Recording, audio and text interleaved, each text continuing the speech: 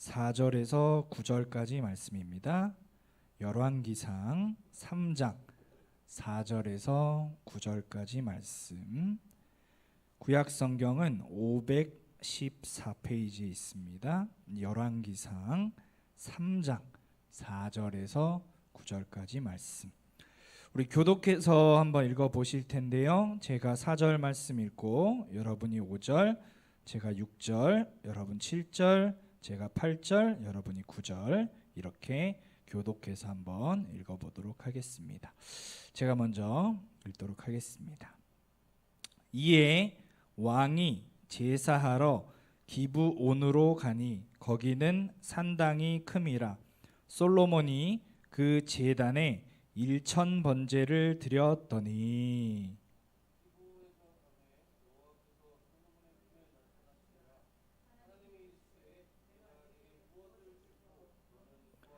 솔로몬이 이르되 주의 종 내 아버지 다윗이 성실과 공의와 정직한 마음으로 주와 함께 주 앞에서 행함으로 주께서 그에게 큰 은혜를 베푸셨고 주께서 또 그를 위하여 이 큰 은혜를 항상 주사 오늘과 같이 그의 자리에 앉을 아들을 그에게 주셨나이다.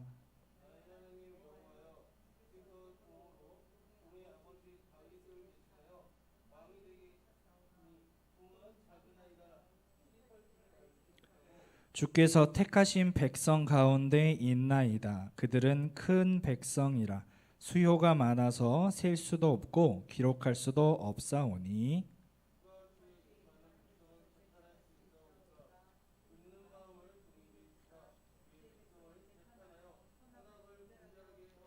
아멘. 잠시 기도하시겠습니다. 사랑해 주님 감사합니다. 한 주 동안 저희들 지켜주시고 인도하여 주셔서 이 자리 가운데 나올 수 있도록 도와주심을 감사드립니다. 우리 용현이와 채은이와 우리 또 민지 또 이렇게 함께 왔습니다. 아버지 하나님 또 우리 청년 또 우리 선생님들 함께 이렇게 와서 예배 드립니다. 또 오지 못한 우리 중고청 지체들이 있습니다. 또 영상으로 함께 예배드리는 중고청 지체들이 있습니다. 우리 한 명 한 명 주님께서 지켜주시고 인도하여 주시고 보호하여 주시옵소서. 이 시간 15분에서 20분 정도 짧은 시간 동안 하나님의 말씀을 전합니다. 우리 하나님의 말씀을 들을 때 잘 듣게 하여 주시고 잘 이해되게 하여 주시고 어렵고 딱딱한 말씀이지만 단단한 식물과 같은 말씀이 연한 식물이 되어서 우리 마음판에 새겨지는 은혜를 허락하여 주시옵소서. 감사드리며 살아계신 주 예수 그리스도 이름으로 기도합니다. 아멘. 우리 인사하겠습니다. 잘 되고 있습니다. 기도하고 순종하면 더 잘 됩니다. 아멘. 오늘 말씀의 제목은 지혜란 무엇인가입니다. 한번 따라해 보겠습니다. 지혜란 무엇인가? 네, 우리 벌써 열왕기 말씀까지 왔는데요. 열왕기는 왕들을 열거한 기록이라는 뜻으로 이스라엘과 유다의 모든 왕들의 통치를 기록한 데서 붙여진 제목이 열왕기 상하 말씀입니다.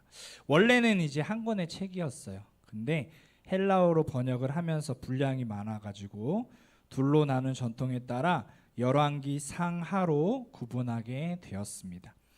유대 전승에 따르면 예레미야가 저자로 알려져 있지만 그 주장을 뒷받침할 만한 증거가 불충분합니다. 더군다나 예레미야는 그의 마지막을 애굽에서 보냈습니다. 따라서 저자를 미상으로 보는 것이 더 정확한 것 같습니다.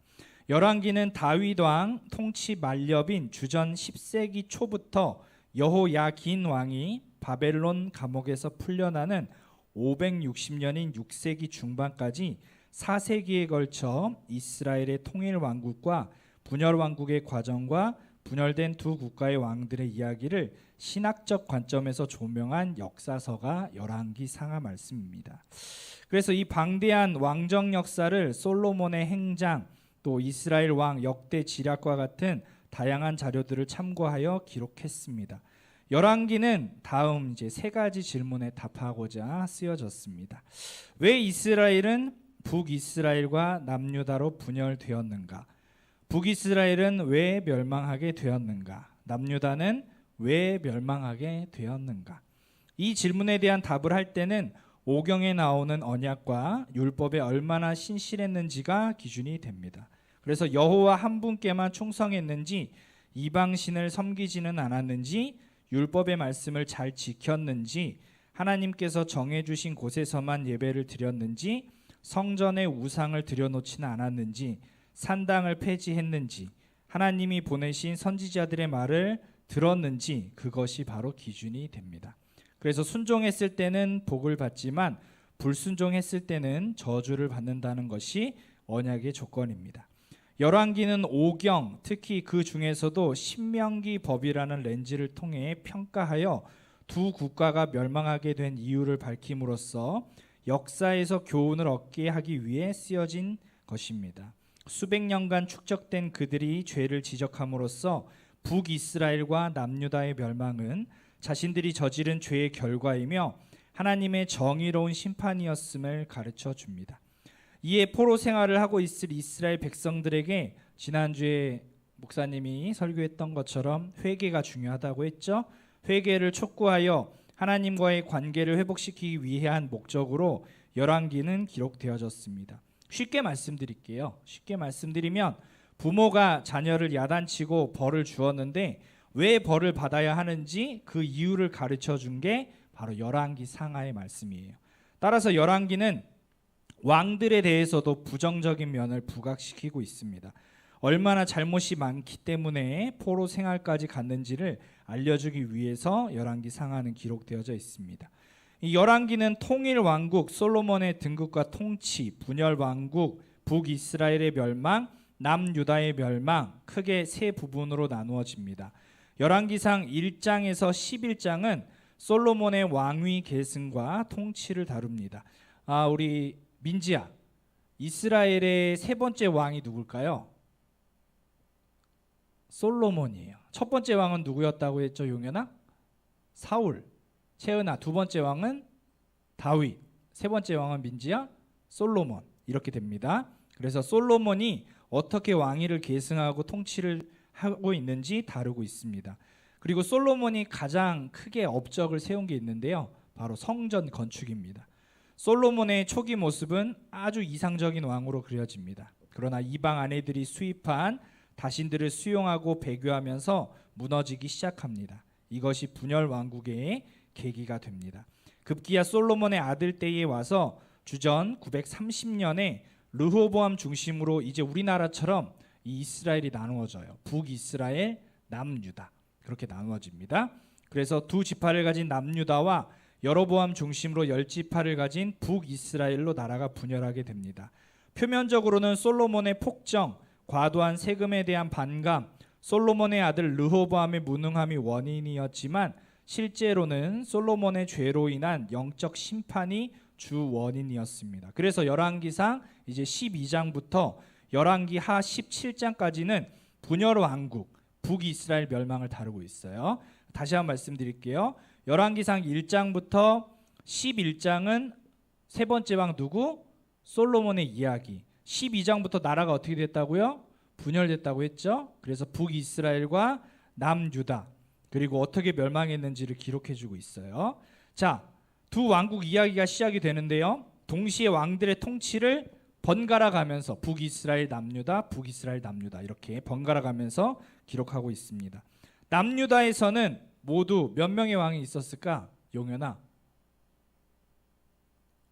20명의 왕이 있었어. 19명의 왕과 1명의 여왕, 20명. 자, 그렇다면 채은아, 북이스라엘에는 모두 몇 명의 왕들이 있었을까요? 19명의 왕들이 이야기가 나옵니다. 그런데 오므리의 정적 디브니를 포함시키면 20명이 돼요. 그러니까 북이스라엘과 남유다의 왕들이 각각 몇 명 정도 있었죠, 민지야? 20명씩. 그렇죠? 그렇게 20명씩 있었어요. 그 이야기들이 이제 쭉 나오는 게 열왕기 상, 하 그 말씀이에요. 남북에서 각각 20명의 통치자들이 다스리는 왕들의 이야기가 열왕기 상하 말씀입니다. 이때부터 선지자들의 활동이 두드러지며 그들과 왕들에게 초점이 맞추어집니다. 불행하게 북이스라엘은 단 한 명의 의로운 왕도 존재하지 않았습니다. 그래서 어떻게 됐냐면 이 북이스라엘은 역사적으로 722년에 아수르라는 나라에 의해서 멸망을 당하고, 남유다는 586년에 바벨론이라는 나라에 의해서 멸망을 당하게 되는 그 내용이 열왕기 상하예요. 그래서 살아남은 남유다는 이제 북이스라엘이 먼저 멸망을 당하죠, 아수르에게. 그리고 136년이 지나서 586년에 바벨론에 의해서 멸망을 당한다고 말씀드렸어요. 그리고 백성들은 어떻게 되냐? 포로로 끌려가요. 그리고 70년 동안 포로 생활을 하고 다시 돌아옵니다. 그래서 남유다는 기회가 있었음에도 불구하고 북이스라엘의 멸망을 보면서 전혀 교훈을 얻지 못했습니다. 하나님께서는 이러한 열왕들의 시기에, 열왕이란 뜻은 왕들의 이야기, 열국의 왕들의 이야기란 뜻이에요. 그래서 열왕들의 시기에 엘리야, 엘리사를 비롯하여 들어봤을 겁니다. 이사야, 호세야, 아모스, 미가, 하박국, 스바냐, 예레미야 선지자들을 보내요. 그래서 우리가 이제부터 그 선지자들, 북이스라엘 남유다의 선지자들의 이야기들을 계속해서 볼 거예요. 이제 열왕기 상한의 말씀이 지나가면. 그래서 열왕기 마지막 부분에 나오는 유다의 왕 여호야긴의 석방은 잿더미 속에 남은 불씨처럼 이 남유다가 완전히 죽지 않고 살아 있다는 것을 의미하며, 이것은 다윗 자손에서 오실 메시아의 희망이 남아 있다는 증거가 됩니다. 심판 속에서도 하나님은 그의 백성을 완전히 버리지 않으십니다. 이제 열왕기 상하의 전체적인 숲을 한번 그려보았습니다. 그리고 이제 나무로 한번 들어가 보도록 하겠습니다. 오늘 본문 3장 4절 말씀 한번 먼저 읽어볼까요? 오늘 본문 3장 4절 말씀 한번 읽어보겠습니다. 시작. 이에 왕이 제사하러 기브온으로 가니 거기는 산당이 큼이라 솔로몬이 그 제단에 1,000번제를 드렸더니. 아멘. 채은아, 4절 말씀은 어떻게 시작하고 있어요? 이에, 그렇죠? 이에. 그러면은 이에라는 말은 앞에 무슨 일이 있었다는 얘기죠, 그렇죠?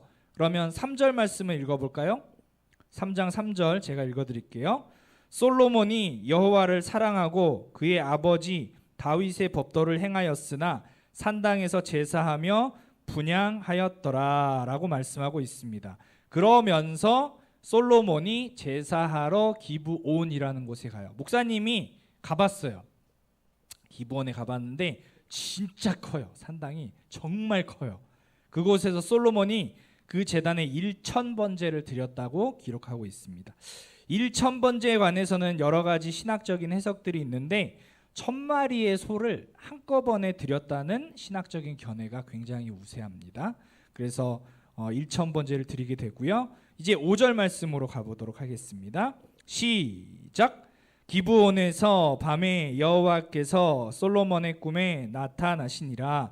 하나님이 이르시되 내가 네게 무엇을 줄고 너는 구하라. 아멘. 이 기브온에서 하나님이 이제 1,000번제를 드린 솔로몬의 꿈에 나타나십니다. 그리고 무엇을 줄까라고 여쭤보십니다. 여러분 같으면 무엇을 구하겠어요? 우리 용현이는? 우리 채은이는? 민지는? 어떤 걸 구하겠습니까? 돈, 명예, 권력 이런 거 구하지 않을까요? 보통의 사람들이. 근데 솔로몬은 무엇을 구했을까요? 계속해서 말씀을 한번 읽어보도록 하겠습니다. 우리 6절 말씀을 한번 읽어보도록 하겠습니다. 솔로몬이 이르되 주의 종 내 아버지 다윗이 성실과 공의와 정직한 마음으로 주와 함께 주 앞에서 행함으로 주께서 그에게 큰 은혜를 베푸셨고 주께서 또 그를 위하여 이 큰 은혜를 항상 주사 오늘과 같이 그의 자리에 앉을 아들을 그에게 주셨나이다. 아멘. 솔로몬이 말합니다. 내 아버지 다윗이 정직하게 하나님 앞에 행하였습니다. 그래서 하나님은 큰 은혜를 아버지 다윗에게 베풀어 주셨고 특별히 이스라엘의 세 번째 왕 누구? 민지야? 솔로몬. 솔로몬에게 세 번째 왕을 불러주셔서 왕으로 기름 부어주셨어요. 그래서 먼저 감사와 영광을 돌리고 있습니다. 이제 우리 8절 말씀을 한번 읽어볼까요? 시작. 주께서 택하신 백성 가운데 있나이다. 그들은 큰 백성이라 수효가 많아서 셀 수도 없고 기록할 수도 없사오니 아멘. 이스라엘의 첫 번째 왕 누구라고 그랬죠, 용현아? 사울. 두 번째 왕 다윗. 세 번째 왕 솔로몬.